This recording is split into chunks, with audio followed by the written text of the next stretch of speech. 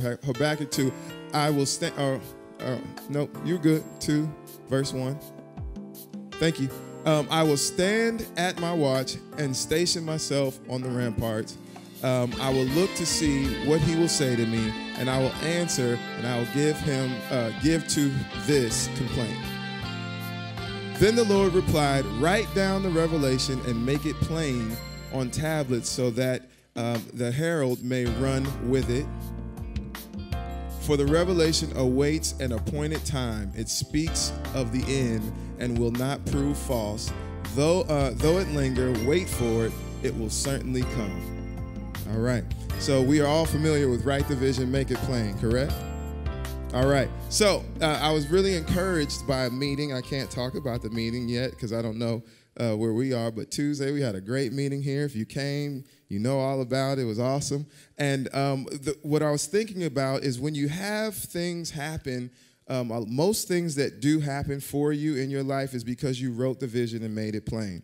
Okay? I don't really have time to unpack that whole thing, but if you do a study on that, it's very, very important that everything you do, you need to start by first writing it down. It's a spiritual thing. So you pulled out your phone, all right? You've all started and participated in writing down something that you will do in the next 30 days. And let me just give you testimony. That's all I'm trying to do today. Couple things. One, my wife and I, we wrote the vision back in, September, right? We were writing our vision before, and then we got lax. For some reason, it's so hard to just simply write things down, right? It's like the warfare comes before that happens. So you said, you know what? We tired of looking for a house. We've been looking for a year. Things ain't been going right. We wrote our vision a year ago. Let's write it again. And we put next 30 days, right? We put what we wanted. We wanted a 2-bedroom. No, we wanted a 3-bedroom. We were like at least 1,300 square feet. We were like, we don't want to pay any more than like 2,600. We wanted to be closer to our daughter's school, right? We put all these things down. We just wrote it.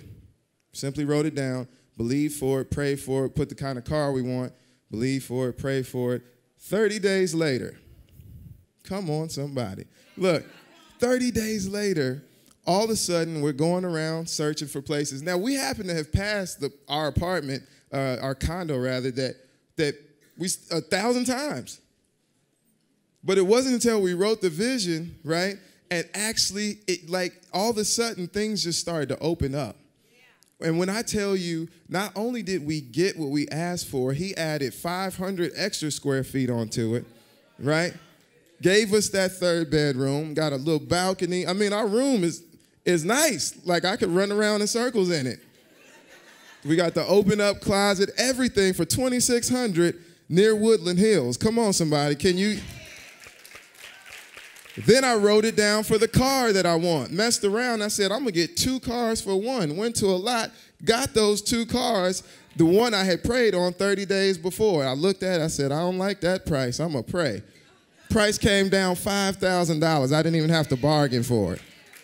I said, well, you had it. Let me get that too. And he gave that to me too. Last thing that happened for me as I close, here's the thing. We would think we would do it all the time because it works. Here comes life. So I'm like, oh, yeah, I'm done writing. I got what I wanted. Nope. Eventually, I was like, you know what? I need to write again. And I wrote down, and this is awesome right here. I'm going to try to do this without being emotional. But I wrote down, God, I need a place once a week that I can go and practice my craft and do this, do that, and the other. And then I also said, God, I really want to go to Antioch, but I live very far, and the gas ministry is real. I said, but this is my home. I love it because we left for about 1.5 years. We were at another church, right? So that Sunday, I'm at that church. I'm not going to say something crazy happened.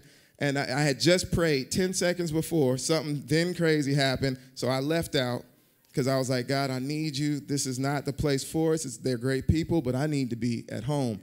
Left out, started praying. I was like, okay, I don't need to be here, but I don't want to go back because I don't want Pastor Wayne to think I'm wishy-washy.